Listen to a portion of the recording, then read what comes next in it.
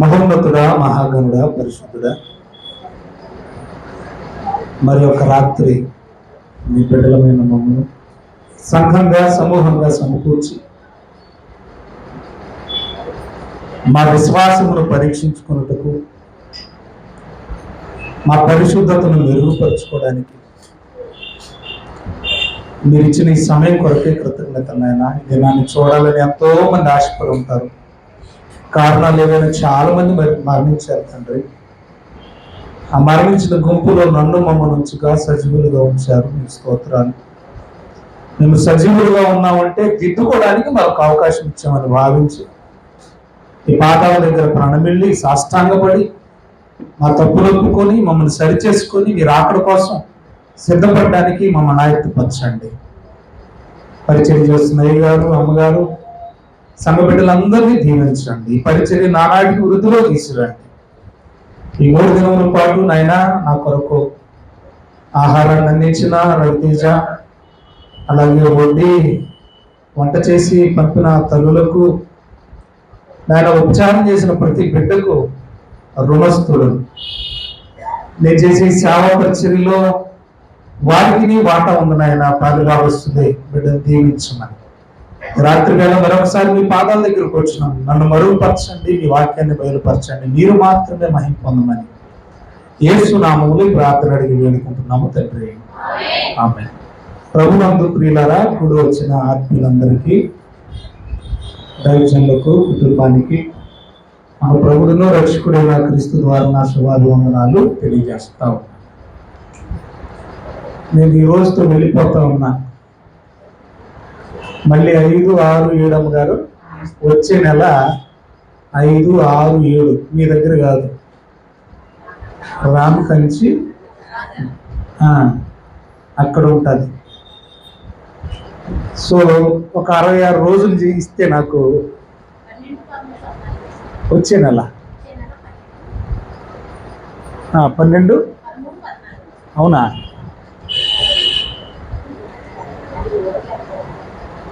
నాకెందుకు డౌట్గా ఉంది. ఇప్పుడు 5, 6, 7 5 ఎవరితో తప్పు పేరు పడ్డది అన్నారు అయ్య గారు. Yeah, right. 5, 6, 7 అక్కడ ఉంటాను. ఒక 66 రోజులు ఇస్తే 66 పుస్తకాలు చెప్పేద్దు. సరే, అవకాశం ఉన్నప్పుడల్లా నేను మీతో పంచుకుంటాను. ఈరోజు ఓవరాల్గా క్రొత్త నిబంధనలో ఉన్న అపోస్తలులందరి విశ్వాసం గురించి మనం నేర్చుకుందాం. ఎందుకంటే ఒక్కొక్కరి గురించి చెప్పడానికి సమయం సరిపోదు కనుక అపోస్తలులందరి అనగా శిష్యులందరి విశ్వాసం ఎంత గొప్పదో మనం నేర్చుకుందాం. మన మూల వాక్యం మీ అందరికీ తెలుసు. లోక సువార్త 18వ అధ్యాయం 8వ వచనం. ప్రభువైన యేసు 2వ రాకడలో ఈ భూమి మీదకి వచ్చే సమయానికి ఆ విశ్వాసమును కనుగొనునా అని వ్రాయబడింది. ఏ విశ్వాసం అంటే బైబిల్లో ఉన్న భక్తులు, ఆ భక్తులకున్న విశ్వాసం, బైబిల్లో ఉన్న భక్తులకున్న విశ్వాసం ఇప్పుడున్న క్రైస్తవులలో ఉందా అని యేసు ప్రభు ప్రశ్నించాడు. నేను వచ్చే సమయానికి ఇప్పుడు ఉన్న వాళ్ళలో భక్తులకున్న విశ్వాసం ఇప్పుడున్న విశ్వాసుల్లో ఉంటదంటారా అనే సందేహాన్ని వ్యక్తపరిచాడు. అందులో భాగంగా మనం మొదటి రోజు దానియేలు గారికి ఉన్న విశ్వాసాన్ని మనం పరిశీలన చేశాం. 2వ రోజు కనుక నిన్న రాత్రి ఆమోసు గారికి ఉన్న బలమైన విశ్వాసాన్ని మనం అధ్యయనం చేశాం. ఈరోజు రాత్రి అపోస్తలులు లేదా యేసు ప్రభు శిష్యులు, అపోస్తలులన్నా శిష్యులన్నా ఒకటే, వారి విశ్వాసం ఏంటనేది మనం పరిశీలన చేయబోతా ఉన్నాం. ముందుగా యేసు ప్రభు బోధనా విధానాన్ని మీకు పరిచయం చేస్తాను, జాగ్రత్తగా వినండి. యేసు ప్రభు ఈ భూమి మీద బోధ చేసినప్పుడు, వాక్యం చెప్పినప్పుడు, సువార్త చెప్పినప్పుడు ఎప్పుడు చెప్పినా ఏం చెప్పినా కూడా ఉపమానం లేకుండా వాక్యం చెప్పడట. ఉపమానం లేకుండా ఉపదేశం చేయడు. అంటే ఉపమానం అనేది ఉపదేశానికి గుండె లాంటిది. ఉపమానం చెప్పకపోతే సామాన్యులకు అర్థం కాదు. కాబట్టి ఆయన ఉపమానం లేకుండా ఏ ఉపదేశం చెయ్యలేదు అని మత్తయి సువార్త 13వ అధ్యాయము 34-35 వచనాలు ముందు చదువుదాం. మత్తయి సువార్త 13వ అధ్యాయము 34-35 వచనాలు చూడండమ్మా. నేను నా నోరు తెరచి ఉపమాన రీతిగా బోధించదును, లోకము పుట్టినది మొదలుకొని మరుగు చేయబడిన సంగతులు చెప్పెదను అని ప్రవక్త చెప్పిన మాట నెరవేరినట్లు యేసు ఈ సంగతులన్నింటినీ జనసమూహమునకు ఉపమాన రీతిగా బోధించును. ఉపమానము లేక వారికి ఏమీ బోధించలేదంట. అంటే యేసు ప్రభు బోధలో ఏం కనపడుతుంది మనకి? ఉపమానం. ఏది చెప్పినా కూడా ఉపమాన రీతిగానే చెప్పేవాడు. అర్థమవుతుంది కదా? రైట్. ఇప్పుడు మనకి అసలు ఉపమానం అంటే ఏంటో తెలియాలి, వినాలి బాగా. అమ్మా, ఉపమానం పారబుల్ అంటారు ఇంగ్లీష్లో. ఉపమానం అంటే ఏంటి అనేది మనకు తెలియాలి. ఉపమానం అంటే సింపుల్ చెప్తాను, మీరు వినండి. పరలోకం మనకు కనిపించదు, పరలోకం అలాగని మనం చూడలేదు. కానీ మన విశ్వాసం దేవుడు ఉందని చెప్పాడు కనుక ఖచ్చితంగా ఉంటుంది. ఎందుకంటే ఆయన అబద్ధం ఆడుటకు మనలాంటి నరుడు కాదు. దేవుడు సత్యవంతుడు, దేవుడు అబద్ధం ఆడు, తప్పు చెప్పడు దేవుడు. రైట్. పరలోకం మనం చూడలేదు, కానీ అది ఉన్నదని ఎలా నమ్మించాలి? మీకు అర్థమైంది నా భాష? ఒక చూడని విషయాన్ని ఉన్నదని ఎలా నమ్మించాలి? చూడని వ్యక్తుల్ని ఎలా నమ్మించాలి? అందుకనే బైబిల్లో సువార్తల్లో ఉపమానాల్లో ముఖ్యంగా పరలోక రాజ్యమును కూర్చిన ఉపమానాలు ఎక్కువ ఉన్నాయి. అర్థమవుతుంది మీకు? పరలోకము ఒక రైతుతో పోల్చాడు, విత్తనంతో పోల్చాడు, దాచబడిన ధనంతో పోల్చాడు, సముద్రంలో వేటగాళ్ళు ఉంటారు కదా, జాలర్లు వేసి వలతో పోల్చాడు.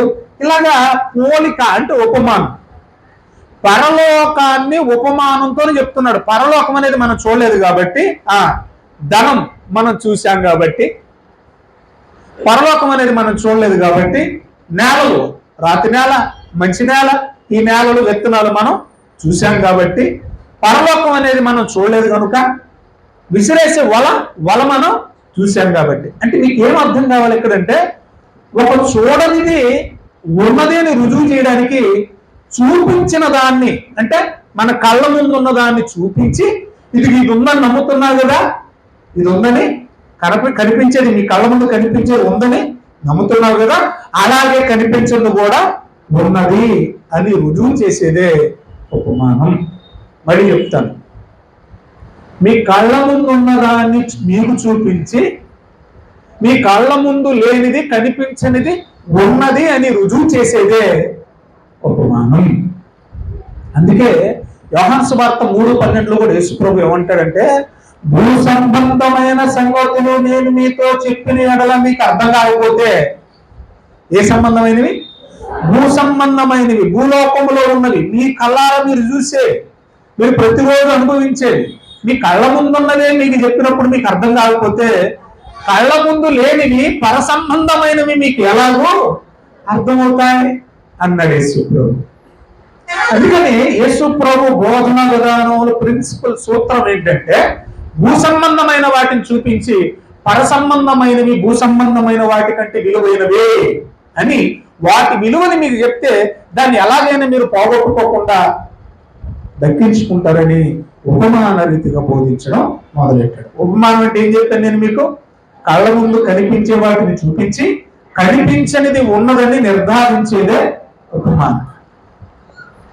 5వ తరగతి వరకు మనకి పెద్దగా సబ్జెక్టులో డీవియేషన్ ఏం తెలియదు. 5వ తరగతి వరకు. 6వ తరగతికి వెళ్ళిన తర్వాత సబ్జెక్టులు డివైడ్ అయిపోతాయి. ఇంగ్లీషు, తెలుగు అన్ని ఏటికెళ్ళే, ఎన్ఎస్ ఏమండి న్యాచురల్ సైన్స్, పిఎస్ మేము చదువుకున్నప్పుడు ఫిజికల్ సైన్స్, సాంఘిక శాస్త్రం అంటే చరిత్ర హిస్టరీ, ఆ తర్వాత గణిత శాస్త్రం ఏమండి, అలాగే మళ్ళా నాన్ డీటెయిల్స్ కూడా ఉండేవి. తెలుగుకు ఒక నాన్ డీటెయిల్ ఉండేది, ఇంగ్లీష్కి ఒక నాన్ డీటెయిల్ ఉండేది.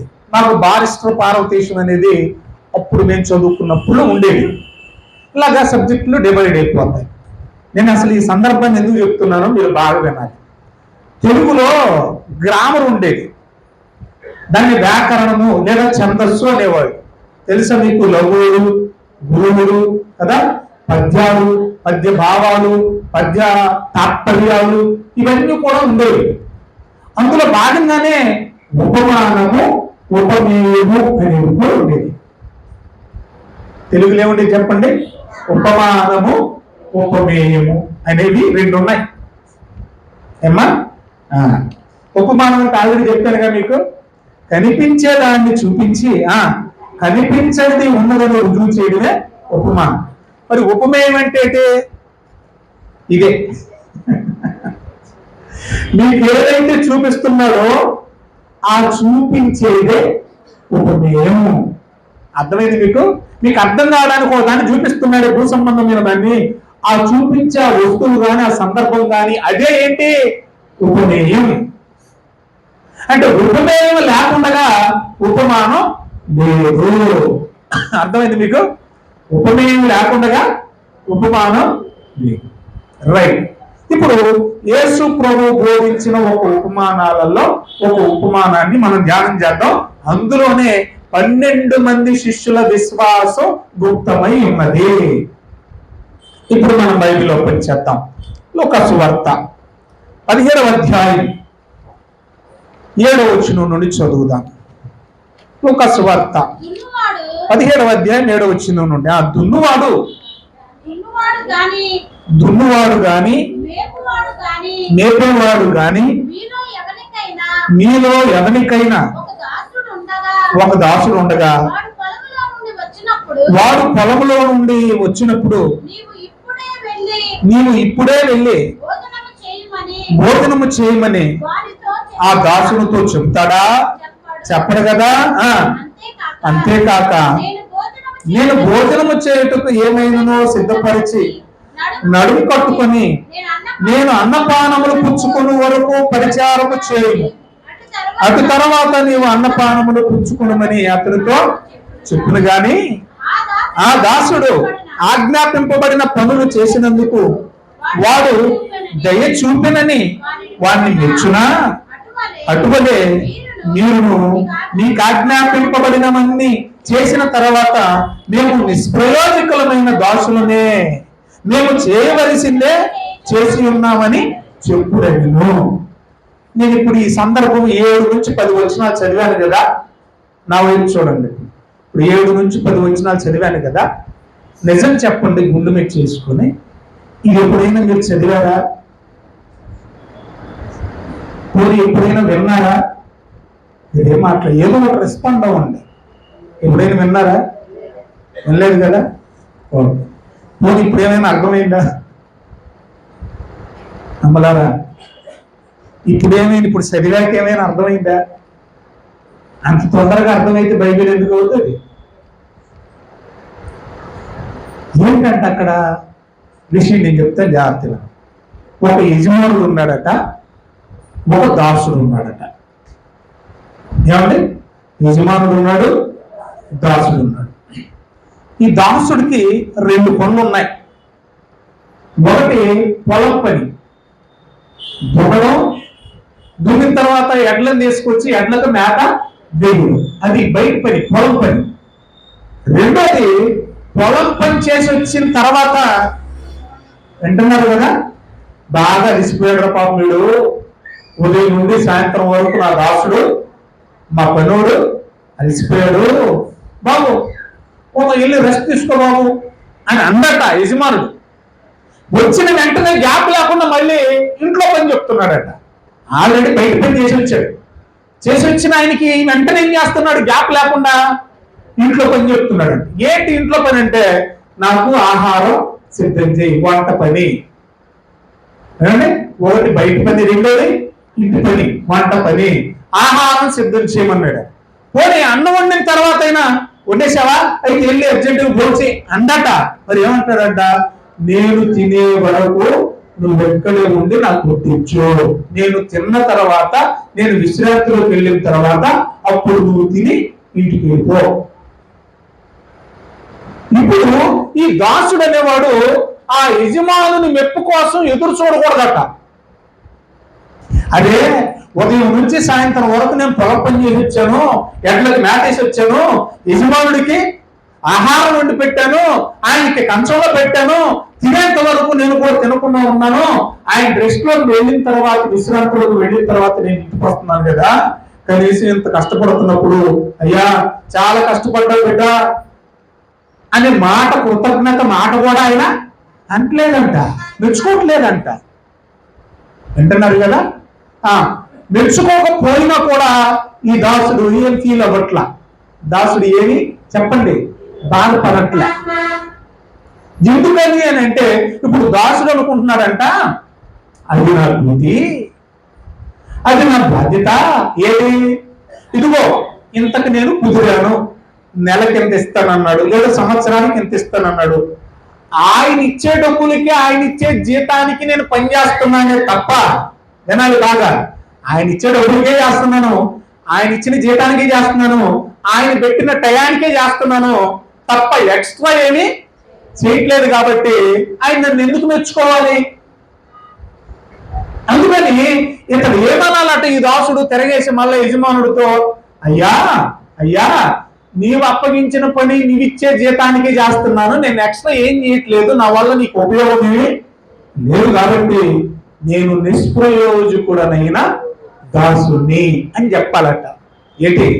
ఉదయం నుంచి సాయంత్రం వరకు ఎంత కష్టపడి ఇంటికి వచ్చి వంట చేసి పెట్టి, ఆయనకు అన్నం పెట్టేసి, ఆయన నిద్రపుచ్చి, ఇంత పని చేశాక కూడా ఏమంటున్నాడంట, అయ్యా నా వల్ల నీకు ఏ ఉపయోగం లేదు, నేను నిష్ప్రయోజకులనైనా దాసుని అన్న. అదేమాట? ఇది మీకు ఎక్కాలంటే ఇప్పుడు మొదటి వచనం నుండి చదవండి.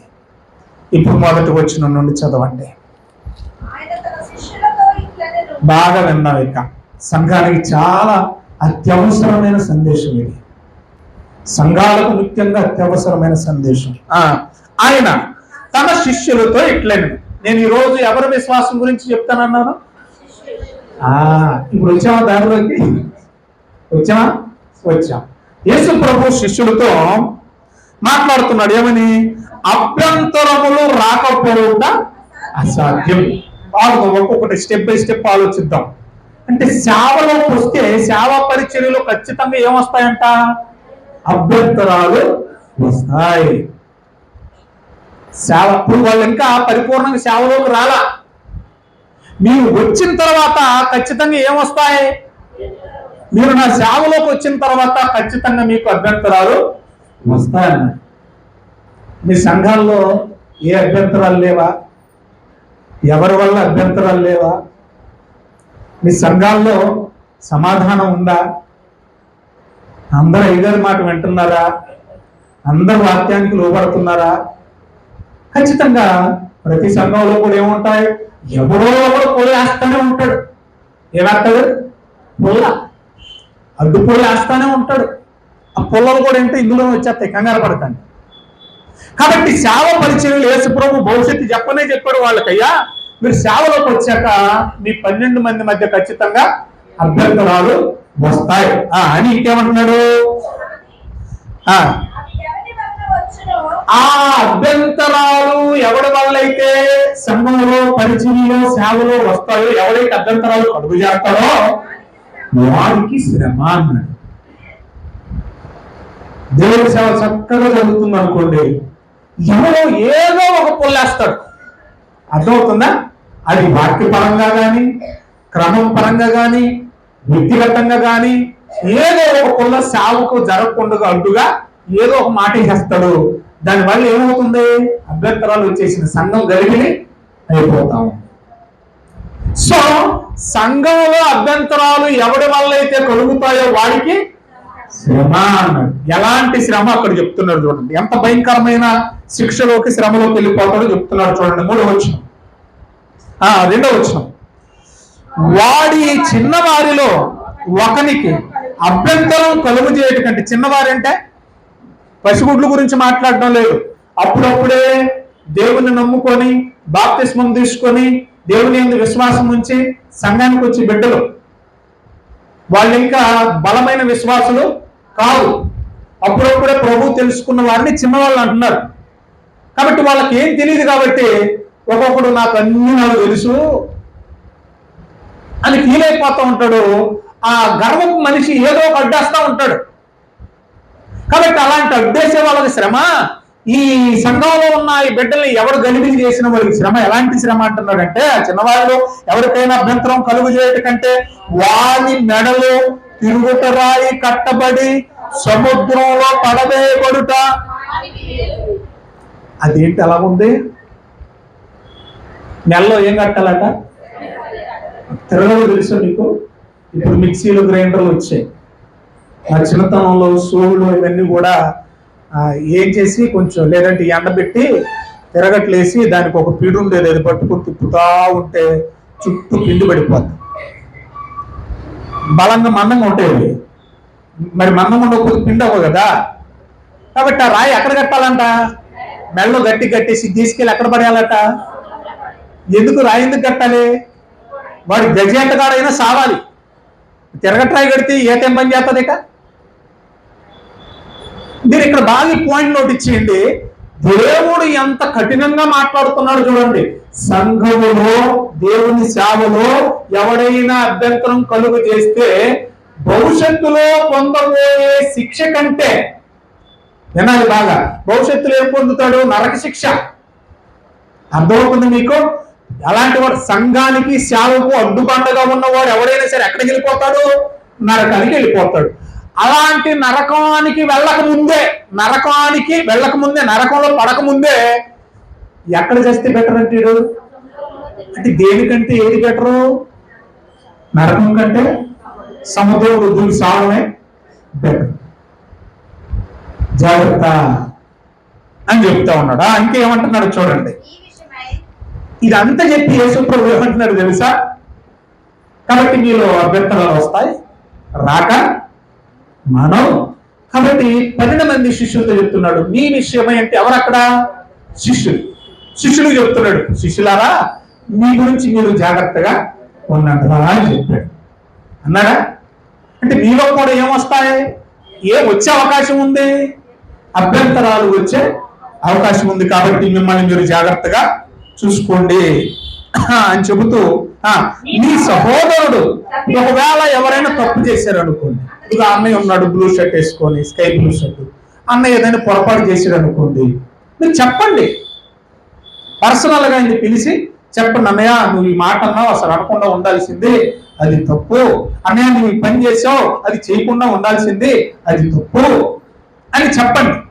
అలా చెప్పినప్పుడు తప్పు దిద్దుకొని మారు మనసు పొందితే మళ్ళీ సహవాసంలో చేర్చుకోండి. ఇలా ఎన్నిసార్లు చేయాలంటే 7 సార్లు తప్పు చేసినా 7 సార్లు ఆయన మారు మనసు పొంది తప్పు తెలుసుకుంటే 7 సార్లు అయినా కూడా క్షమించి చేర్చుకోండి అని చెప్పాడు. ఆ తర్వాత ఏముందో చూడండి. అలాగే 7 మార్లు వారిని ఏం చేయాలట? క్షమించి చేర్చుకోండి అన్నాడు. తర్వాత 5వ వచనం జాగ్రత్తగా వినాలి. ఇప్పుడు ఫస్ట్ ఏమన్నాడు? మొదటి వచనంలో శిష్యులు అన్నాడు. ఇప్పుడు 5వ వచనానికి వచ్చేసరికి ఏమంటున్నాడు అంటే శిష్యులన్నా అపోస్తలులన్నా ఒకటే. రైట్. ఇప్పుడు శిష్యులైన అపోస్తలులు, రే బాబు మీ మధ్య అభ్యంతరాలు వస్తాయి, రాకుండా చూసుకోండి. ఒకవేళ ఎవడైనా తప్పు చేసినా వాడు తప్పు తెలుసుకునేలాగా మీరు ఏదైనా చెబితే, తెలుసుకుంటే మన్నించి చేర్చుకోండి. అన్ని చెప్పిన తర్వాత యేసు ప్రభు వీళ్ళు అడుగుతున్నారన్నమాట. వీళ్ళు ఏమంటున్నారు యేసు ప్రభుతో చూడండి. ఏమని అడుగుతున్నారు యేసు ప్రభు చూడండి. ప్రభువా, అపోస్తలులు మాట్లాడుతున్నారు యేసు ప్రభుతో. ఇంతవరకు యేసు ప్రభు మాట్లాడాడు, ఇప్పుడు శిష్యులు మాట్లాడుతున్నారు. ప్రభువా, మా విశ్వాసము వృద్ధి పొందించమని ప్రభువుతో చెప్పగా ప్రభువుని అడుగగా. ఇది ఆత్మీయ అభివృద్ధి కొడుకులేనా? ఏమ్మా, విశ్వాస అభివృద్ధి కొడుకులు కూడా. ఏమ్మా, విశ్వాసులు ఆత్మీయులు అందరూ ఒకటే. రైట్. ఆత్మ సంబంధమైన వాడే విశ్వాసం. నా ప్రశ్న ఏంటంటే, ఇక్కడ మీరు ఏమడుగుతున్నారు శిష్యులు? ప్రభా ప్రభా చూడండి దయచేసి, విశ్వాసం మా 12 మంది విశ్వాసం వృద్ధి పొందించుమని. నా డౌట్ ఏంటంటే పైన ఆయన చెప్పిన విషయాలకు వీళ్ళు అడిగే విషయాలకు ఏమైనా సంబంధం ఉందా? చెప్పండి. నా మెసేజ్ అయిపోయింది. మళ్ళీ నేను రాత్రి అంతా జర్నీ చేయాలి. మరలా రేపు రాత్రి 1 గంట 2 గంటలు అవుతుంది నేను ఇల్లు చేసేసరికి. ఏజెన్సీ ప్రాంతాలు వెళ్ళిపోవాలి, సువార్త ఉంది రేపు. అసలు పైన ఆయన చెప్పిన సందర్భానికి కింద వీళ్ళు అడిగే సందర్భానికి ప్రభా నా విశ్వాసాన్ని వృద్ధి పొందించమని ఆయన అడుగుతున్నారు. ఏమైనా సంబంధం ఉందా? ఖచ్చితంగా ఉంటుంది. ఏంట సంబంధం అంటే, అయ్యా అభ్యంతరాలు రాకపోతే అసాధ్యం అన్నావు కదా, అభ్యంతరాలు మా మధ్యలో సేవ పరిచయం చేస్తున్నప్పుడు వస్తాయి అంటున్నావు కదా, ఆ రుచిలోడికి శ్రమ అంటున్నావు కదా, అభ్యంతరాలు కలుగు చేసిన శ్రమ అంటున్నావు కదా, అలాంటి వాడు చచ్చి నరకానికి వెళ్ళడం కంటే ముందే సముద్రంలో చచ్చిపోతే మేలు అంటున్నావు కదా.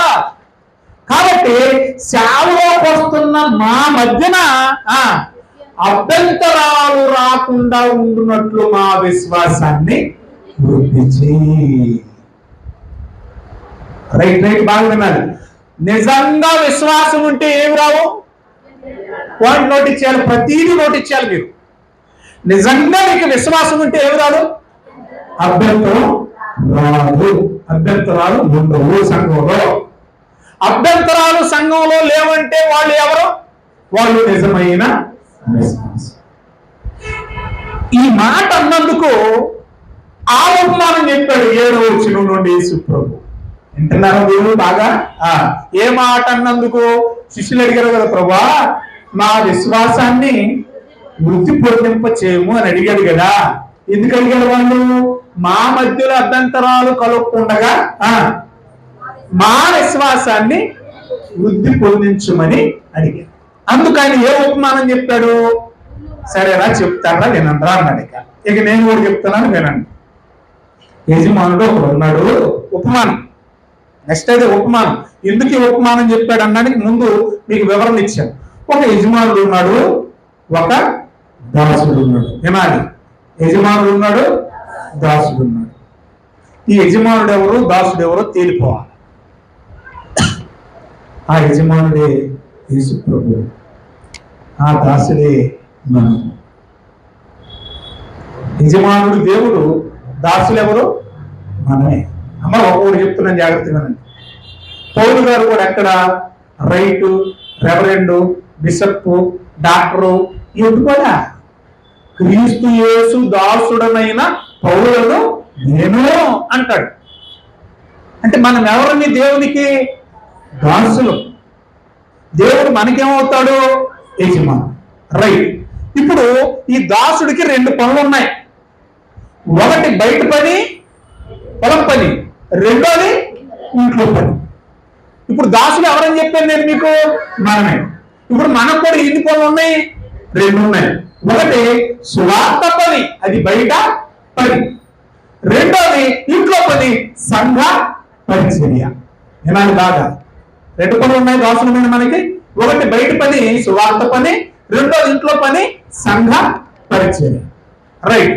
ఇప్పుడు ఆడు పనిచేసి కష్టపడి వచ్చిన తర్వాత దాసుడు నన్ను మెచ్చుకుంటాడేమో, ఏంటి నన్ను మెచ్చుకోవట్లేదు, ఎంత కష్టపడి వచ్చాను కదా అని అంటే ఆయన మెచ్చుకోడంట. వింటున్నారు మీరు? ఆయన ఏం చేయడంట? ఇప్పుడు బయటకుండా మెచ్చుకోడు. మెచ్చుకునే రోజు ఒక రోజు ఉంది, ఇప్పుడైతే మెచ్చుకోడు. ఎందుకు మెచ్చుకోడు? ఒక ఎగ్జాంపుల్ చెప్తాను. మనకి కోనసీమ, అమలాపురం, మల్కీపురం, సకినేటిపల్లి ఎక్కువ శాతం అక్కడి నుంచి గల్ఫ్ దేశాలు వెళుతూ ఉంటారు. వింటున్నారన్నా? గల్ఫ్ దేశాలు తెలుసుగా మీకు, కువైట్, అబుదాబి, సౌదీ కదా, దుబాయ్, ఖత్తర్. ఇవి ఇక్కడ ఉండగానే ఈ మధ్యవర్తి చేత వీళ్ళు బోర్డు రాయించేసుకుంటారు. ఇదిగో 3 సంవత్సరాలు నేను పలానా షేక్ దగ్గర, పలానా షేక్ దగ్గర పనిచేస్తాను.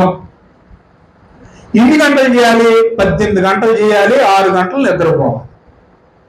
రోజుకి 24 గంటలు కాబట్టి ఇప్పుడు అందులో రాయబడింది, మొత్తానికి రాసేసుకున్నారు 3 సంవత్సరాలు రోజుకు 18 గంటలు పనిచేయాలి. అక్కడికి వెళ్ళిన తర్వాత వింటున్నారా, నిద్రపోతున్నారా? అక్కడికి వెళ్ళిపోయిన తర్వాత వెంటనే ఆ సేట్ ఏం చేస్తాడు తెలుసా? ఈవిడ పాస్పోర్ట్ తీసేసుకుంటాడు, ఈవిడ దగ్గర ఉన్న డాక్యుమెంటేషన్స్ అన్ని తీసుకుంటాడు. ఎవడు ఎప్పటి వరకు ఎవడు 3 సంవత్సరాల వరకు ఇవ్వడు. ఎందుకంటే మధ్యలో ఎక్కడైనా పారిపోతేనో అందుకని ఇవ్వడు, వాళ్ళ దగ్గర పెట్టుకుంటారు. ఇప్పుడు అక్కడికి వెళ్ళిన తర్వాత నీకు జ్వరం రావచ్చు, జలుబు చేయొచ్చు, విరోచనాలు అవ్వచ్చు, డెంగ్యూ రావచ్చు, ఇంకొకటి కావచ్చు, ఏదైనా కావచ్చు, ఏదైనా కూడా ఖచ్చితంగా 18 గంటలు చేయాల్సిందే. ఎందుకంటే ఒక జీతానికి నిన్ను నీవు అప్పగించుకున్నావు. బాగో లేకపోయినా కూడా జీతం రావాలంటే ఏం చేయాలి? పని చేయాలి. అది మనం చేసుకున్న ఒప్పందం, యజమానుడితో మనం చేసుకున్న ఒప్పందం. ఇప్పుడు ఈవిడ 18 గంటల వరకు దేకేసిందండి. ఇంత కష్టపడ్డ తర్వాత అయ్యి బాబోయే పొద్దున్న లేచింది మొదలుకొని మళ్ళా రాత్రి 1 గంట వరకు కడిగేస్తున్నాను, తుడిచేస్తున్నాను, పిల్లలు ముడ్లు కడుగుతున్నాను, పిల్లలు ముడ్లు కడిగేస్తున్నాను. ఇంత సేవ చేస్తుంటే కనీసం తిన్నామని కూడా అడగట్లేదంటండి. అడగరు. ఎందుకంటే నువ్వేం ముట్టుకున్నానికి చేయట్లేదుగా, జీతానికి చేస్తావు. గొప్ప విషయం ఏంటి తెలుసా? అసలు ఆ సేటు నీకు ఉద్యోగం ఇవ్వడమే గొప్ప.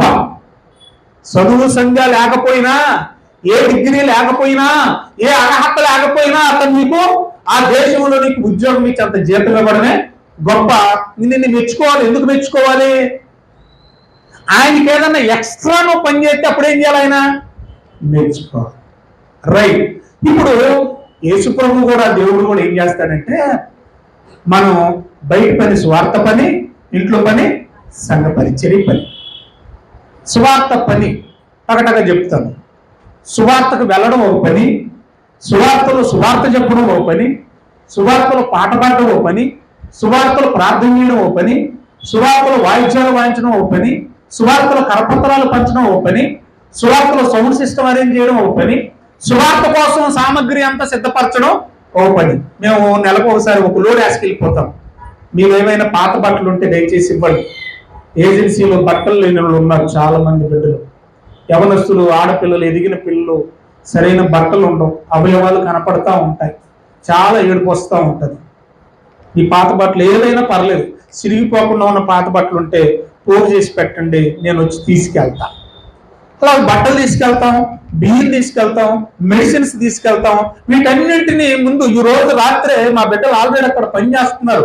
మగోళ్ళకు మగోళ్ళి, ఆడోళ్ళకు ఆడోళ్ళి, యవనస్తులు పంజాబీ డ్రెస్సులు, చిన్నపిల్లల బట్టలు, టీ షర్ట్లు, ఇవన్నీ కూడా గ్రేడ్ చేస్తూ ఉంటారు. ఏటికి గ్రేడ్ చేసి గోల్ సంచులు కుక్కేసి పైన రాసేస్తారు, ఇవి చిన్నపిల్లల బట్టలు, ఇవి యవనస్తుల బట్టలు, మార్కర్తో రాసేస్తారు. సో ఇది ఒక పని. ఇలాగా ఈ పని అంతా బయట పని. సంఘంలో పని ఏంటంటే, సంఘంలో చర్చిని క్లీన్ గా నీట్ గా ఉంచుకోవడం, ఇక్కడికి వచ్చి సౌండ్ సిస్టమ్ అరేంజ్ చేయడం, వాయిద్యాలు వాయించడం, పాటలు పాడడం, వాక్యం చెప్పడం. ఎవరైనా ఒక సహోదరుడు తప్పిపోతే నలుగురు కలిసి వెళ్ళి నచ్చ చెప్పి ఆ గురిని మరలా తిరిగి చెప్పండి ఈ మందలోకి తీసుకురావడం. ఎవరికైనా బాగోలేదంటే వెళ్ళి ప్రార్థన చేయడం. అన్నిటికీ అయ్యారే ఆక్కర్లేదు. అర్థమవుతుందా? నమ్మకమైన బాధ్యత కలిగిన వాళ్ళు అయితే అయ్యగారు ఆక్కర్లేదు. ఇవన్నీ కూడా సంఘ పరిచర్యలో భాగం. అందులో ముఖ్యంగా ఎక్కడ డీవియేషన్, ఎక్కడ అభ్యంతరాలు వస్తాయంటే డబ్బుల దగ్గర వస్తాయి. ఎక్కడ వస్తాయి? ఈ సంఘాలోకి లోకం వచ్చి పడిపోయింది ప్రియులారా. పౌలు గారు ప్రారంభ సంఘంలోనే, క్షమించండి, పేతురు గారు ప్రారంభ సంఘంలోనే చెప్పేశాడు. పౌలు గారు కూడా చెప్పేశాడు, ఈ లోక మర్యాదను అనుసరించట అని. పేతురు గారు ఏమని చెప్పాడు? ఈ లోకానికి మూర్ఖులకు, ఈ తరమ వారికి, ఈ లోకానికి వేరై రక్షణ పొందండి అని. అంటే లోకం వేరు, సంఘం వేరు. కానీ లోకాన్ని తీసుకొచ్చి సంఘంలో పానేస్తున్నారు. అది బాధ. అభ్యంతరాలు రాకుండా ఎలా ఉంటాయి? ఎక్కడ వస్తుంది అభ్యంతరం అని అంటే, ఖచ్చితంగా ఒక చోట వస్తుంది. ఎక్కడంటే డబ్బుల దగ్గర. ఎలాగో తెలుసా? లోకం సంఘంలోకి ఎలాగ వచ్చి పడిందంటే, బయట లోకంలో చదివింపులు ఉంటాయి. ఇప్పుడు ఏదైనా కార్యక్రమం జరుగుతుంది అనుకోండి, ఒక గణేశుడిది కానివ్వండి, లేకపోతే మన దసరా కానివ్వండి, ఇలాంటి కార్యక్రమాలకు ఏం చేస్తారంటే అన్ని కూడా కొన్ని అన్నదాన కార్యక్రమాలు చేస్తూ ఉంటారు. దానికి భక్తులైన వాళ్ళు అందరూ ఏం చేస్తారంటే, చెప్పండి, డబ్బులు ఇస్తారు కదా, సహాయం చేస్తారు. అప్పుడు అక్కడ ఒక ఆయన కూర్చొని అనౌన్స్మెంట్ చేస్తూ ఉంటాడు. ఏమన్నా తెలుసా? పలానా ఎల్లారెడ్డి సుబ్బమ్మ ఈ పరిచర్యలు లేకపోతే ఈ అన్నదాన కార్యక్రమానికి 100 రూపాయలు కానుక ఇచ్చింది. ఆ మహాతల్లి ఈ తల్లిని, ఈ తల్లి భర్తని, ఈ తల్లి బిడ్డల్ని, ఈ తల్లి తాతని ముత్తాతని ఎల్లవేళలా సలగా పులగా దీవించును అంటారా లేదా? ఇప్పుడు ఇది ఎక్కడ కూర్చి పడింది? మా తొలగారు ఈ ఉపవాస కోరికలకు సిగ్గులేసేసింది. ఏసింది మరి అన్నిటికంటే గుండెకాయ లాంటిది కదండి. భోజనాల్లో అంత తట్టుకోవడం అంటే చిన్న విషయమా? వీళ్ళకి బాగా గాలి కొట్టాలి ఏంటి, లేకపోతే వాళ్ళు అబ్బో మామూలుగా ఉండరు.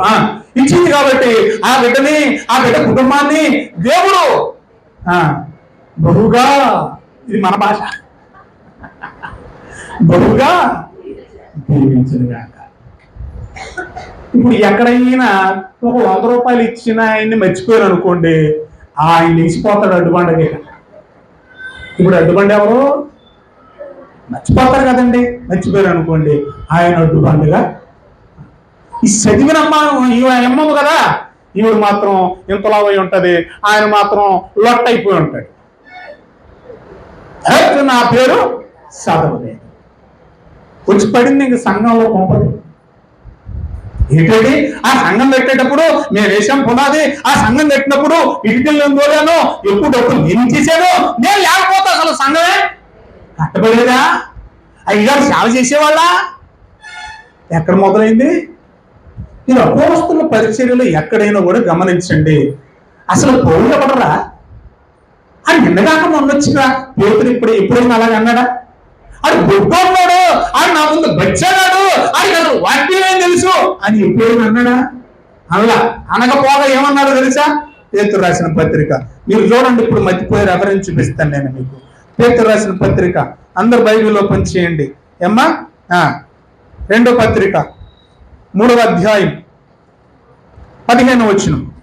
మరియు మన ప్రభు యొక్క దీర్ఘశాంతము రక్షణార్థమైనదని ఎంచుకునుడి.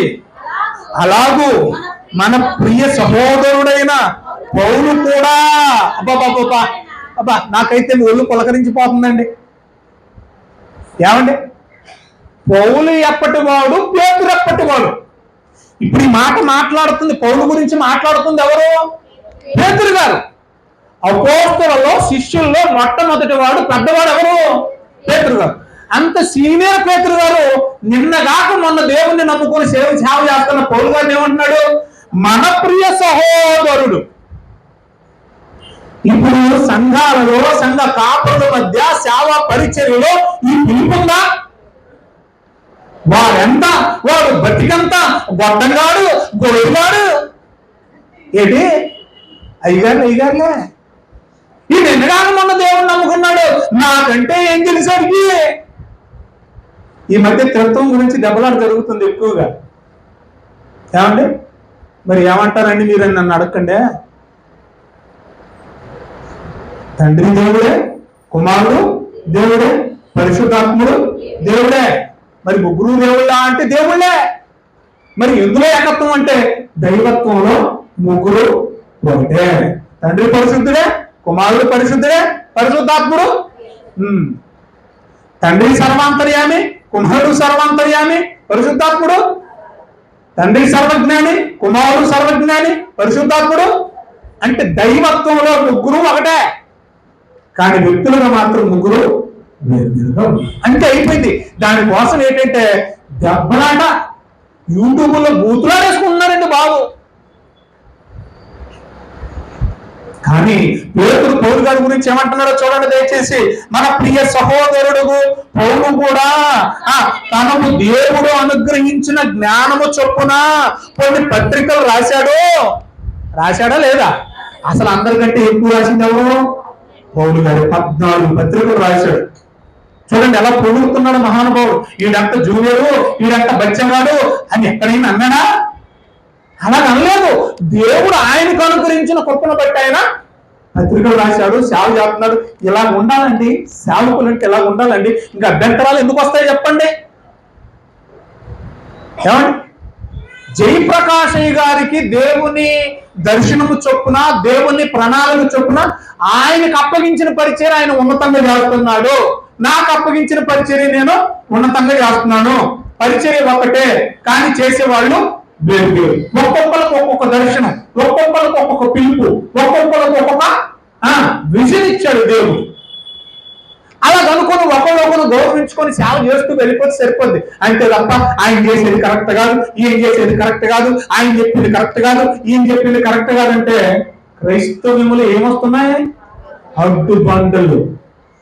అలాగా అడ్డపెద్దాలుగా మాట్లాడే సముద్రం మీద సావడం మీద అన్నాడు. అంతే. అర్థమవుతుందండి మీకు?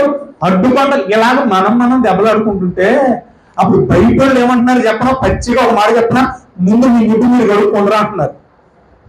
ఏమంటున్నారు? మీరు కడిగేసుకోండిరా, ఆ తర్వాత మాకు వచ్చి చెబుతుంది కానీ అంటున్నారు. మొత్తానికి అన్ని జనుల మధ్య దేవుని నామం దూషణ పాలవుతుందంటే ఎవరిని బట్టి? అది అందుకంటున్నారు. చూడండి పేతురు గారు ఏమంటున్నాడు, మన ప్రియ సహోదరుడు పౌలు గారికి దేవుడు అనుగ్రహించిన జ్ఞానం చొప్పున ఆయన కూడా కొన్ని పత్రికలు రాశాడు.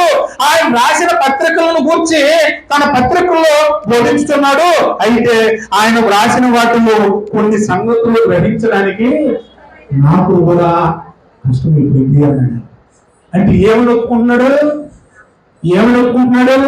నాకంటే పౌలు గారు జ్ఞానవంతుడు, నాకంటే పౌలు గారు గొప్పవారు. అర్థమవుతుంది మీకు? అంటే వాళ్ళు ఏం చేసుకుంటున్నారు? ఒకళ్ళొకరు గౌరవించుకుంటున్నారు, ఒకళ్ళొకరు తగ్గించుకుంటున్నారు. ఇంకా గొడవలు ఎందుకు వస్తాయి? ఇంకా అడ్డంకులు ఎందుకు ఉంటాయి? పోనీ ఎక్కడైనా పౌలు గారు, ఎక్కడైనా మీరు బైబిల్లో చదవండి, ఆయన రాసిన 14 పత్రికల్లో ఈరో పెద్ద సీనియర్ అట పౌలుగాడు, ఈ పేతురుగాడు.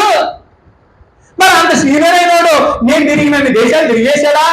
నేను చేసినంత సేవ చేసేసాడా? నేను కట్టిన సంఘాలు కట్టాడా? నేను సంపాదించిన ఆత్మలు సంపాదించాడా అని ఎక్కడున్నా తోడమాడి మాట్లాడాడా? అలాగే చెప్పేసి ఎవరు కూడా గొప్పల కోసం, మెప్పుల కోసం ఎట్లా? ఈ సంఘాలన్నీ నేనే స్థాపించాను కాబట్టి ప్రతి సంఘానికి నా పేరే పెట్టాలా? ప్రతి సంఘానికి నా పేరే పెట్టేయాలి. ప్రతి శిలాఫలకం మీద నా పేరే రాసేయాలి. ఎక్కడైనా అపోస్తులు తమను తాము బూస్టింగ్ చేసుకున్నారా? తమ గొప్పను ఎక్కడైనా కోరుకున్నారా? మాట్లాడండి. అన్ని సంఘాలు కట్టి, అన్ని ఆత్మలు సంపాదించి, ఆఖరిగా ప్రాణ త్యాగం చేసిన వాళ్ళు నన్ను ప్రజలు గుర్తించాలని కానీ, నన్ను గౌరవించాలని కానీ, నాకు పబ్లిసిటీ రావాలని కానీ ఎక్కడా కోరుకోవాలి. ఈరోజు మీరు పాంప్లెట్లు చూడండి. నేను అయ్యగారిని బట్టి చాలా సంతోషిస్తున్నాను. శుభ్రంగా చాట్ వేసాడు. పేరు తప్ప అందులో కనీసం ఫోటోలు కూడా లేవు, ఉండకూడదు కూడా.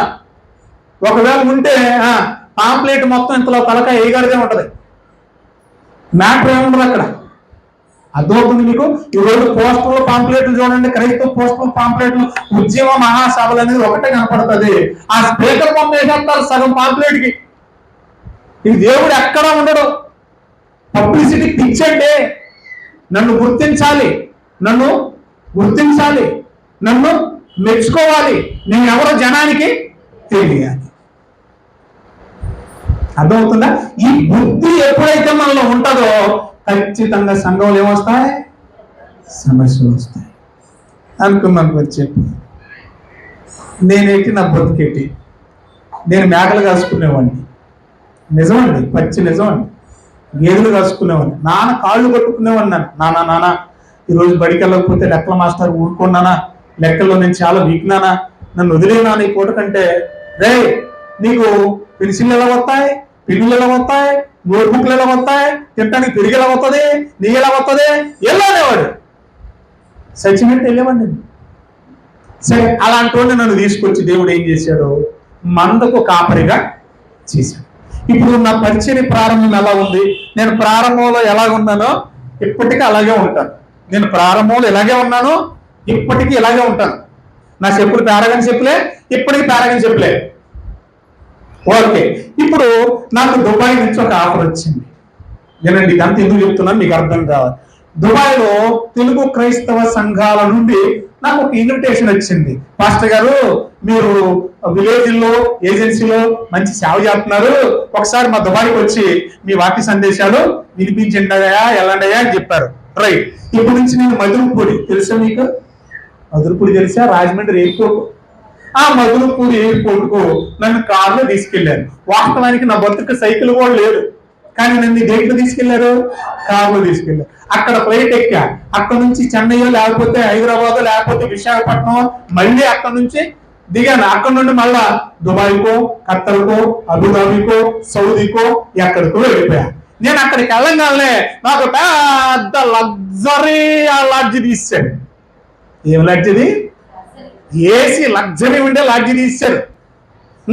నేను అక్కడికి వెళ్ళగానే, అయ్యి బాబాయ్, నువ్వు పేరగని చెప్పులు వేసుకొని ఇక్కడ గుర్తు కుదరదు, ఇదంతా పెద్ద కంట్రీ, ఇక్కడ అందరూ బాగా చదువుకున్న వాళ్ళు, ఎడ్యుకేటెడ్స్, నువ్వు ఎలా ఉంటే కుదరదు అని చెప్పేసి బూట్లు తెచ్చారు, సూట్ తెచ్చారు, టై తెచ్చారు, సెంటు కొట్టారు. అంతటి అయిందా? అవ్వలా. అక్కడ ప్రసంగాలు బాగా చేశాను. నేను దుబాయ్ వెళ్ళిన సంగతి జనాలకి తెలిసిపోయింది కాబట్టి పబ్లిసిటీ అయిపోయాను. నేను ఏమైపోయాను? జనాలకు తెలిసిపోయింది. మొత్తానికి దుబాయ్ నుంచి ఇంటికి వచ్చాను. ఇంటికి వచ్చాక ఇంకో కోడి తెప్పలేదు, ఎక్కడికి ఎవరు పిలిచినా. అర్థమవుతుందా? ఏజెన్సీ పిలుస్తారు నన్ను ఎక్కువగా. ఏజెన్సీలో వాళ్ళకే తినడానికి ఉండదు, వాళ్ళకే ఉండడానికి ఉండదు. మీరు నమ్మాలి, నేను చెప్పే సత్యం. మేము గడ్డి మీద పడుకున్న రోజులు ఉన్నాయి, పచ్చ గడ్డి మీద. అక్కడ కరెంట్ ఉండదు, పాములు అయితే మా పక్కలో ఉండే వెళ్ళిపోతూ ఉంటాయి. నిజమండి, మెక్కలు వచ్చి మా పక్కలో పడుకున్న రోజులు ఉన్నాయి, మెక్కలు. అలాగే ఎన్ని పరిస్థితుల నుంచి దేవుడు విడిపించాడు. సరే, అక్కడ నుంచి వచ్చాను. మళ్ళీ ఈ కోరిక విడిచిపెట్టకుండా ఎవరో ట్యాక్సీ ఏజెన్సీలో అక్కడికి వెళ్ళాను. వెళ్ళిన తర్వాత ఏమైంది అక్కడ? నేనేంటి, నా రేంజ్ ఏంటి? దుబాయ్ వెళ్ళి వచ్చాను నేను జనం మొత్తానికి తెలుసు. మీరు పెట్టే అన్నం ఇదే నాకు, మీరు ఇచ్చే మంచం ఇదే నాకు, ఈ గుడిసెలోనే రాత్రి నేను ఉండాలి. ఏం పెరిగింది? ఏదో పెరిగింది మొత్తానికి. తోక అయితే బాగా గట్టిగా పెరిగింది, ఏకలు పెరిగాయి. అర్థమైందా? ఎప్పుడైతే ఈ మాటలు అన్నానో మళ్ళీ రెండోసారి పిలుస్తారా? ఇప్పుడు పరిశీలికి అడ్డగవడు నేనే. ఏం కోరుకుంటున్నాను నేనంటే, నేను ఏదో పెద్ద గొప్ప, జనాలు నన్ను గుర్తించాలి, ఆ జనాలు నన్ను పొగడాలి, మెచ్చుకోవాలి, గౌరవించాలి, పరిచర్య చేయాలి. ఎందుకు చేయాలి? నీకు నువ్వు అసలుకి నిన్ను నువ్వే అప్పగించుకున్నావు దేవుని సేవకు. ప్రభువా, నేను పాపిస్తోండి, నా పాపాలు నీ కుమారుని రక్తంలో కడిగేశావు, ఆయన నా కోసం చంపేశావు, నా జీవితాంతో నీకు రుణపడి ఉంటాను, నీ సేవ చేస్తాను, ఇక శాస జీవితం నీకేనని ఆ రోజు తనకై దించి బతిమాలుకొని వచ్చావు కదా. ఆయన ఎందుకు విశ్వాసం ఉంచావు కాబట్టి ఆయన నిన్ను కుమారుడుగా అంగీకరించాడు కదా. నిన్ను ఆయన బిడ్డగా అంగీకరించడమే గొప్ప. మళ్ళీ నిన్ను మెచ్చుకోవడం ఏంటి? నీకు నమ్మదగని నీకు ఆయన సేవ అప్పగించడమే గొప్ప. మళ్ళీ నిన్ను మెచ్చుకోవడం ఏంటి? అర్థమవుతుందా నా భాష? అందుకన్నాడు అక్కడ, నిన్ను మెచ్చుకోవాల్సిన అవసరం లేదయ్యా, నిన్ను గుర్తించవలసిన అవసరం లేదయ్యా. రాసేసుకోకండి, కోడి ఫలానా సుబ్బాయమ్మ గారు ఇచ్చారని దీని మీద రాసుకోండి. ఫ్యాన్ ఎవరన్నా ఇచ్చారనుకోండి, కింద కొండకి ఇచ్చిన ఆవిడ పేరు, పైన తలకాయకి ఇచ్చిన వాళ్ళ ఆయన పేరు, రెక్కలు 3 ఉంటే 3 పిల్లల పేర్లు, అలా రాసేసుకోకండి. ఇంకొక విషయం చెప్తాను ఇక్కడ. సీక్రెట్ ఏంటంటే, సంఘంలో అడ్డుబండలుగా ఉండకుండా పరిచర్య బాగా జరగాలంటే మీరు దాసులో ఉన్న విషయం మర్చిపోకండి. చెప్పగట్టుగా దేవుని స్తోత్రం. మీరెవరు? దాసులు అని మాత్రం మర్చిపోతాం. మనం దాసులు అన్న సంగతి ఎప్పుడైతే మనకు గుర్తుంటుందో అడిగి అనుకుంటాం. నేను బాసుని అనుకున్నాం అనుకో, కళ్ళు నెత్తికెక్కి ఇంకా ప్రతిదానికి అడ్డమే పెడతా ఉంటాం. నేను డబ్బులు ఇచ్చాను కదా, నువ్వు ఎందుకు చదవలేదు, నేను చేయకపోతే అసలు ఉపడుచుకోవటాలు జరిగాయా? వీడు కూడా అలాగనుకుంటే ఈ దాసుడు, ఇదిగో నేను పొలం పని చేయకపోతే వీడికి యజమానుడు తిండి గింజలు, ఆ తిండి గింజలు తీసుకొచ్చి ఇంట్లో వండి పెట్టకపోతే వాడికి బతుకోలేదు, నేను అన్నం వండి పెట్టకపోతే వాడికి గెట్టలేదు అని అనొచ్చా? మనం కూడా నేను ఈ డబ్బులు ఇవ్వకపోతే, నేను ఈ కానుక ఇవ్వకపోతే ఈ కోటాలు జరగవు, నేను ఇవ్వకపోతే జరగదు, ఆ సంఘంలో ఎక్కువ ఇచ్చేవాడిని నేనే, అలాంటి నాకు గుర్తింపు లేదే, ఇలాంటి సత్త మాత్రం దయచేసి నీ మనసులోకి రానికండి. ఎప్పుడైతే అది వస్తుందో నీ నాశనం, నీ బొయ్యి నువ్వే తోడుకుంటున్నావు. అందుకన్నాడు దేవుడు, అలాంటి వాడు మెడలో తిరుగుడు రాయి కట్టుకొని నరకం వెళ్ళక ముందే సముద్రంలో దూకి చస్తే మేలన్నాడు. ఎందుకంటే దీనికంటే భయంకరమైంది నరకం. సముద్రంలో దూకి సావడం కంటే భయంకరమైంది నరకం. అందుకని ఇదే మేలన్నాడు, సముద్రంలో దూకి సావడమే మేలన్నాడు. ఒకటి మనం ఇక్కడ గుర్తించాల్సింది, మనం దేవుని పాద దాసులు. అందరూ చెప్పండి, మనం ఎవరమే? దాసులం. అర్థమైందా? ఆయన మనల్ని ఆయన పిల్లలుగా అంగీకరించడమే ఆయన మనకు ఉద్యోగం ఇవ్వడం. నాకంటే గొప్ప ఉద్యోగం ఏమి లేదు. ఆయన మన పాపాలు కడిగి, ఏమండి, మన పాదాలు కడిగాడు, మన పాపాలు కడిగాడు. అది చేయడమే గొప్ప. నీకు మళ్ళీ దీన్ని మెచ్చుకోవడం ఏంటి? పోనీ మనం ఆయనకి ఇచ్చిన సమయం అంతా ఆయన పని చేస్తున్నావా? నిజం మాట్లాడదాం. ఏమండి, ఇప్పుడు నాకు 25 ఏళ్ళు అనుకుందామండి. ఈ 25 ఏళ్ళ నుండి ఎవరి కోసం బతుకుతానని నేను సేవలోకి వచ్చా? దేవుడి కోసం బతుకుతాను. నేను కూడా బాప్తిస్మం తీసుకున్నానంటే ఆ రోజు నుండి ఎవరి కోసం బతుకుతామని? దేవుడి కోసం. ఆ రోజు నుండి రోజుకి 24 గంటలైతే మీరు దేవుడి కోసం బ్రతికిన దినాలు ఎన్ని, దేవుడి కోసం బ్రతికిన గంటలు ఎన్ని, దేవుడు పని చేసిన నిమిషాలు ఎన్ని చెప్పండి. మన కోసం మనం బ్రతికిన దినాల కంటే, మన కోసం మనం కష్టపడ్డ దినాల కంటే దేవుడి కోసం పనిచేసిన దినాలు ఎక్కువ ఉంటాయా? వారం రోజుల్లో దేవుడి కోసం నువ్వు బ్రతికేది, ఆలోచించేది గంట అంతే.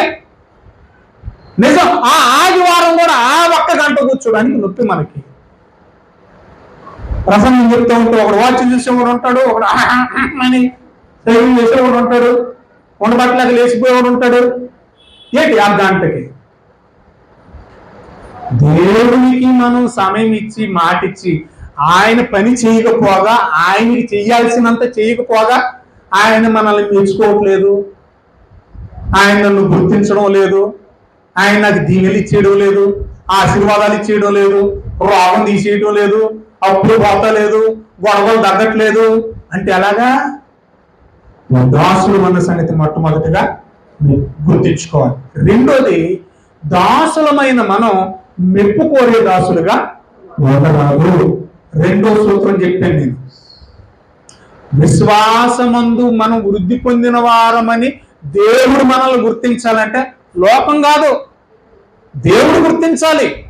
ఆయన మనల్ని గుర్తించాలంటే 3 సూత్రాలు. నంబర్ 1, ఒకటి విశ్వాసమందు మనం వృద్ధిలో ఉన్నామని ఆయన గుర్తించాలంటే, లేదంటే సంఘంలో అడ్డుబండగా మనం ఉండకుండా ఉన్నామని గుర్తించాలంటే, మన వల్ల సంఘంలో ఏ గలిబిలి జరగట్లేదని దేవుడు గుర్తించాలంటే 3 సూత్రాలు. ఒకటి, మనం దాసులం అన్న సంగతి గుర్తించాలి. రెండోది, మెప్పు కోరని దాసులం అన్న సంగతి దేవుడు గుర్తించాలి. మూడోది, ఆఖరి చెప్పేస్తున్నాను, మనం ఎంత సేవ చేసినా, ఇంత పని చేసినా, ఇంత కష్టం చేసినా, ఒకవేళ అయ్యగారు ఒరే నా భోజనం తీసుకొచ్చాడు కదా, ఏం పేరు, రవితేజ, ఎంత కష్టపడ్డావు నాయన ఈ 3 రోజులు, అయ్యగారి క్యారేజీలు 30 పూటలు 4 పూటలు తిరిగేసేవారు బాబు, ఎంత కష్టపడ్డావురా అని అంటే, నేను కాబట్టి అనకూడదట, నన్ను మెచ్చుకుంటున్నాడని లావు అయిపోకూడదంటాడు. ఏం చేయాలంట మరి? అయ్యి బాబు అదేం మాట అండి, నా ప్రభు నా కోసం ప్రాణం పెట్టాడు, నేనేం ప్రాణం పెట్టేస్తలేదు కదా. అసలు వాస్తవంగా నేను చేసింది, ప్రభువు నాకు చేసిన దాంతో పోలిస్తే అసలు నేను చేసింది ఏమీ లేదంటే నా వల్ల దేవుడికి నిష్ప్రయోజనం అనాలట. అర్థమైందా? అయ్యి బాబోయ్, 1,50,600 రూపాయలు బిడ్డ స్లాబ్కి ఇచ్చేశాడు అనగానే లాభం అయిపోకూడదట. అదేంటండి, దేవుడు నాకు ఇచ్చే దాంట్లో దేవుడు నాకు చేసిన దానికి నేను ఆయనకి ఇచ్చింది అసలు లెక్కలోకే లేదండి. ఆయన నన్ను రక్షించుకోవడమే గొప్ప భాగ్యం అండి. నేను భయంకరమైన పాపినండి. అలాంటి పాపినైనా నా కోసం ప్రాణం పెట్టి నన్ను ఆయన నాకు రక్షణ ఇవ్వడమే గొప్పనైనా ఈ ₹1,00,000 రక్షణ ముందు అసలు ఏమన్నా చేసినట్ట? ఇంత చేసినా కూడా నా వల్ల దేవునికి నిష్ప్రయోజనమే. నేను నిష్ప్రయోజకునైనా దాసునే. నా పేరు చదవలేదని దెబ్బలాడకూడదు. నువ్వు అలాగంటున్నావంటే విశ్వాస భ్రష్టుడు. అసలు నీలో విశ్వాసమే లేదు. విశ్వాసంలో వృద్ధి పొందిన వాళ్ళు ఈ 3 చెప్తారంట. ఏమన్నా తెలుసా? నేను ఆయన దాసునయ్య. నాకు ముందు ఏమి డిగ్రీలు పెట్టకండియా. నేను 3 డాక్టరేట్లు చేశా. ఎక్కడ కూడా రెవరెండు, డాక్టరు, బిషప్ ఇవి పెట్టుకోను. బ్రదర్ దేవ సహాయమే, సహోదరుణ్ణే నేను. యేసుప్రభు అదే చెప్పాడేమని, మీరు సహోదరులని ఒకరినొకరు పిలుచుకోండి. మీకు గురువులు లేరు, నేనే మీకు గురువుని అన్నాడు. మీరు బోధకులని పిలవబడకండి. వింటున్నారా? అర్రై, ఇప్పుడు ఈ విషయాన్ని నేను ఎందుకు మీకు చెప్తా ఉన్నానంటే, మనం నిజంగా విశ్వాసములో వృద్ధి పొందిన వాళ్ళమైతే సంఘంలో గలిబిలు ఉండదు. సంఘంలో ఏ పరిచర్యకు అడ్డుబండలుగా మనం మారం. ఏం చేస్తాం మనం అంటే, ఒకరినొకరు గౌరవించుకుంటాం. ఒకరు చేసే పనిని ఒకరు గుర్తించి పొగుడుతాం. అర్థమవుతుందా? దేవుడు మెప్పు కోరం. మనం గర్వించేసి నేను లేకపోతే ఇది జరగదు అన్న మాట అసలు మనలోకి రాకూడదు. కాబట్టి 3 విషయాలు. విశ్వాసంలో, ఆత్మీయతలో, వృద్ధిలో ఉన్నాడు ఏం చేస్తాడంటే, నేను ఆయన దాసుని బాబు. ఆయన పొలంలో పనిచేసే, సంఘం అనే పొలంలో పనిచేసే దాసున్నయ్యా. అయ్యా, పరలోకం అనేది జీతంగా ఇస్తానన్నాడు కాబట్టి ఆ జీతాన్ని పొందుకోవడానికి నేను పని చేస్తున్నానయ్యా. అయ్యగారు ఏదైనా పని చెప్తే విసుక్కోకండి, పోతారు నరకానికి. జీతం పోద్ది. ముఖ్యంగా అయ్యగారికి నష్టమే ఉండదు, జీతం పోద్ది. రెండోది, ఒకటి మనం దాసులం అయ్యా అని గుర్తించాలి. రెండోది, దేవుడు అసలు నన్ను ఎందుకు మెచ్చుకోవాలయ్యా, నేనేం చేశానని. ఆయన నాకు చేసిన దాంతో పోలిస్తే నేను ఆయనకి చేసే సేవ పెద్ద సేవేమి, గొప్ప సేవేమి కాదు కదా. మూడోది, ఇంత చేసి ఇంత ఖర్చు పెట్టి అంత కష్టపడ్డా కూడా ఏమనాలంట, వాస్తవంగా దేవుడికి నా వల్ల దంగుడు ఆదాయం, దంగుడు ఉపయోగం, నేను నిష్ప్రయోజకుడనైనా దాసుని అని మీరు చెప్పండి. అప్పుడు మీరు విశ్వాసంలో వృద్ధి పొందిన వారు. ఇలాగ మిమ్మల్ని మీరు ఎప్పుడైతే తగ్గించుకుంటారో ఎవ్వడు కూడా సేవకి అడ్డుపండగా మారదు. ఈ సూత్రాలు మీరు పాటించండి. దాసులని గుర్తించు, మెప్పుకోరని దాసుడుగా ఉండు.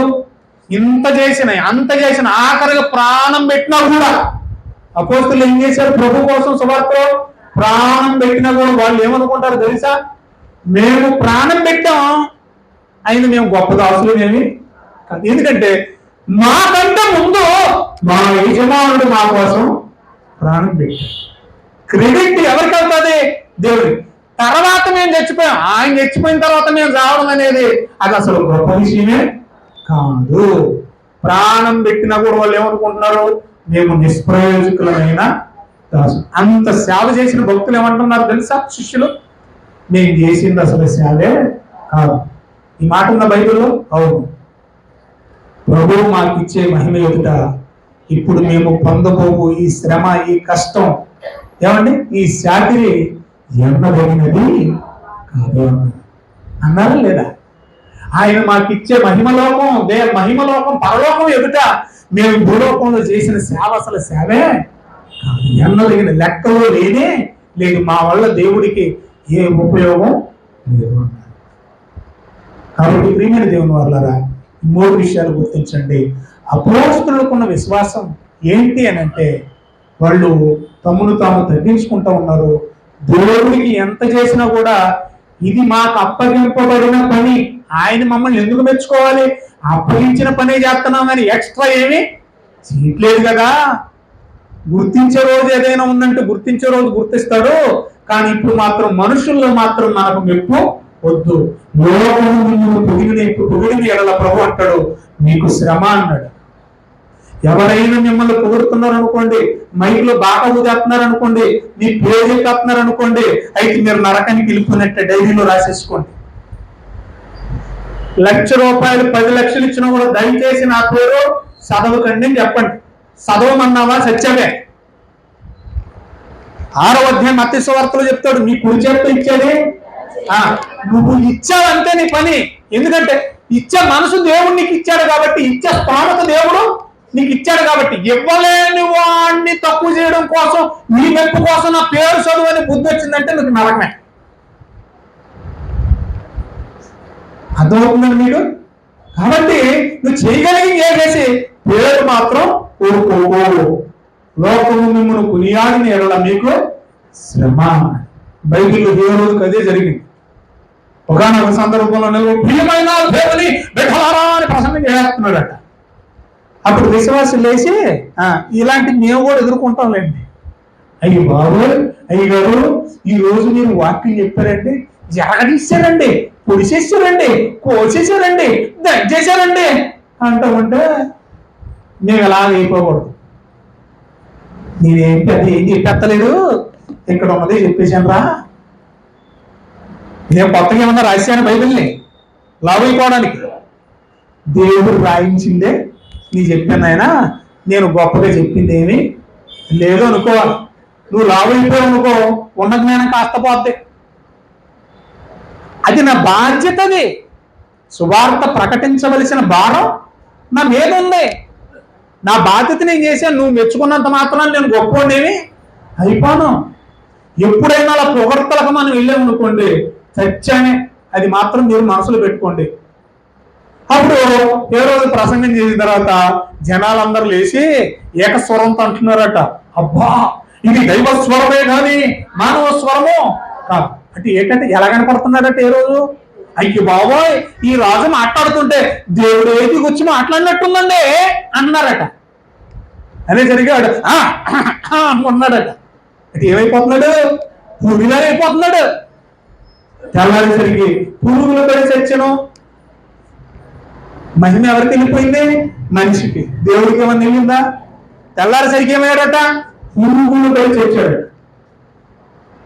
ఇందు మూలంగా ప్రియమైన దేవుని వల్లారా, అపోస్తులు ఎక్కడైనా దెబ్బలాడుకున్నట్టు కానీ, అపోస్తులు ఎక్కడైనా మెప్పు కోసం వెళ్ళినట్టు కానీ, అపోస్తులు ఎక్కడైనా ఎరా నువ్వు చేసిందంత, నీ బతికెంత, నీ సేవ అంత, నీ అనుభవం ఎంత, నీకేం తెలుసు వాక్యం, నేను చేసిన సేవ ఏంటి, నా అనుభవం ఏంటి, ఇలాగ ఒకరినొకరు తోలాడుకున్నట్టు కానీ, ఒకరినొకరు దుర్భాషలు ఆడుకున్నట్టు కానీ, సేవలో ఎక్కడైనా డీవియేషన్స్ కానీ, తేడాపాడాలు ఎక్కడైనా వచ్చాయా?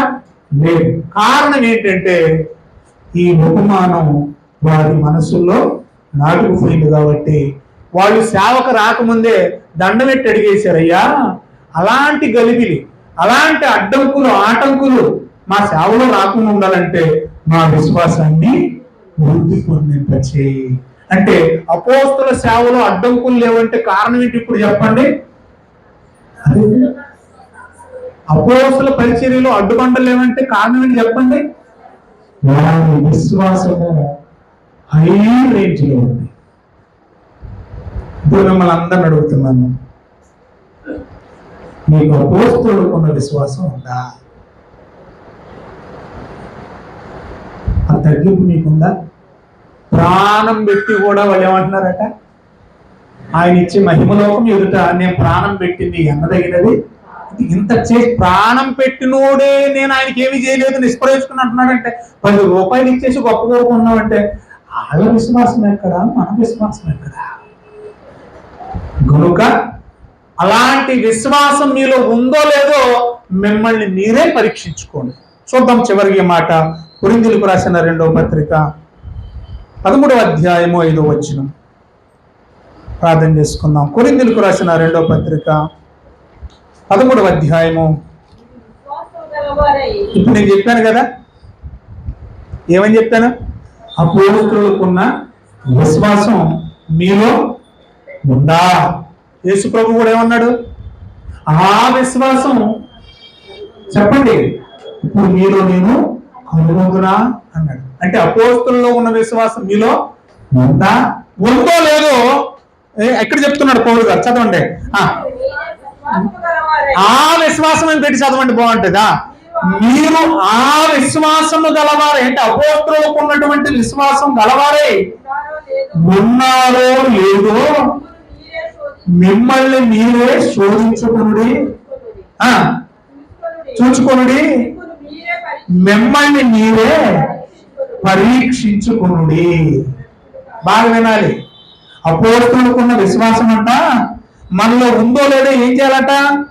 మనల్ని మనమే పరీక్షించుకోవాలట అన్నాడా? పరీక్షించుకున్నప్పుడు చదవండి, నెక్స్ట్ కంటిన్యూ. అంటే మీరు సంఘ పరిచర్యలో ఏమైనా పొల్లలేసి అడ్డబండలు కాకపోతే యేసు ప్రభు మీలో ఉన్నట్టే. మీరు అడ్డుబండలుగా, సేవకు అడ్డుబండలుగా మారారా?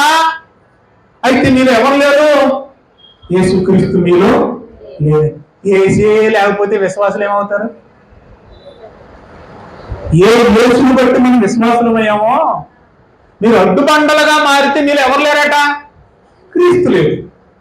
క్రీస్తు లేరంటే మీరు విశ్వాసులు. కాబట్టి మిమ్మల్ని మీరే పరీక్షించుకోండి. అపోస్తలుకున్న విశ్వాసం మనకుందా? దేవుడు మిమ్మల్ని, మీ కుటుంబాలను దీవించును గాక.